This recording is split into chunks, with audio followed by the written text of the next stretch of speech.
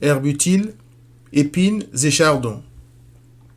En général, quand quelqu'un est sur une mauvaise voie et refuse obstinément de changer, malgré l'aide qu'on lui apporte, on s'en lave les mains. Ça paraît logique. Le méchant Ponce Pilate l'a fait face à l'obstination de la foule qui exigeait la mort de Christ.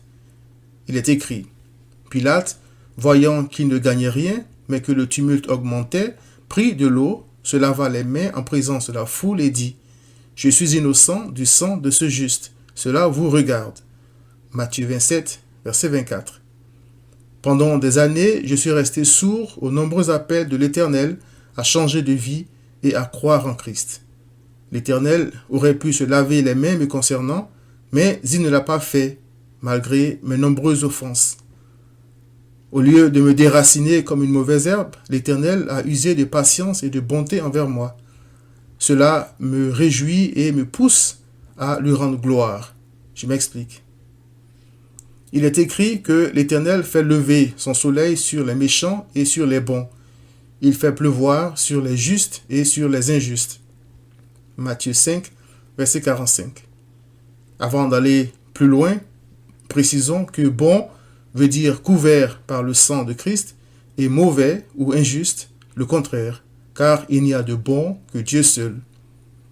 Quand les Écritures parlent de la justice du croyant, c'est à la justice de Christ qu'elles font allusion. À moi-même, c'est-à-dire dans ma chair, il n'y a rien de bon. Romains 7, verset 18. Comme le roi David, il m'arrive souvent de souhaiter la mort de mes oppresseurs en disant « Frappe-les comme des coupables, ô Dieu, que leurs desseins amènent leur chute. Précipite-les au milieu de leurs péchés sans nombre, car ils se révoltent contre toi. » Psaume 5, verset 10. Si l'Éternel était comme moi, le monde aurait déjà péri. Fort heureusement, mon Créateur est plein de compassion. Il veut que tous les hommes, c'est-à-dire de toute nation, de toute tribu, de tout peuple et de toute langue, soient sauvés. 1 Timothée 2, versets 3 à 4. Il est écrit que Dieu a prouvé son amour envers moi, qui suis originaire d'un petit village de l'Afrique de l'Ouest, en ce que, lorsque j'étais encore pécheur, Christ est mort pour moi. Romains 5, verset 8. L'Éternel dit que lorsqu'une terre est abreuvée par la pluie qui tombe souvent sur elle et qu'elle produit une herbe utile à ceux pour qui elle est cultivée, elle participe à la bénédiction de Dieu. Mais si elle produit des épines et des chardons, elle est réprouvée et près d'être maudite, et on finit par y mettre le feu. Hébreux 6, versets 7 à 8.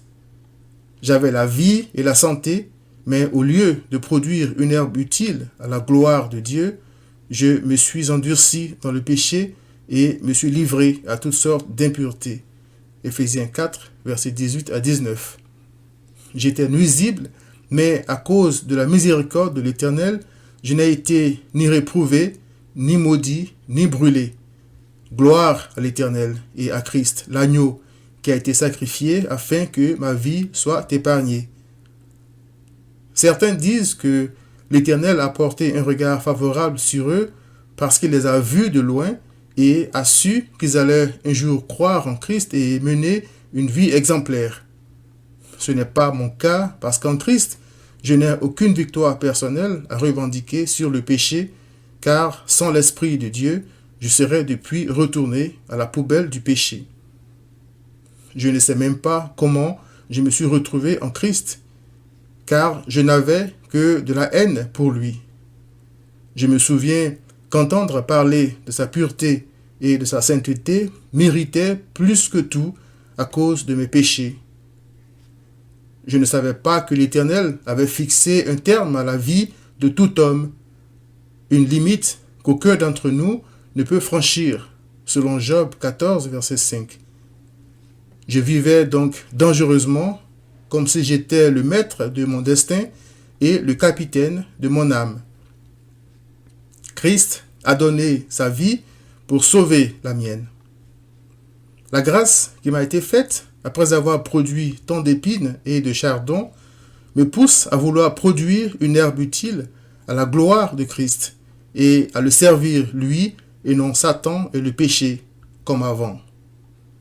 Si, comme moi, ton ingratitude te saute aux yeux, et si l'intervention de Christ est une bonne nouvelle pour toi, repens-toi, car l'Éternel a fixé une limite à tes jours sur terre, et tu ne sais pas quand ton âme te sera redemandée. Viens à Christ.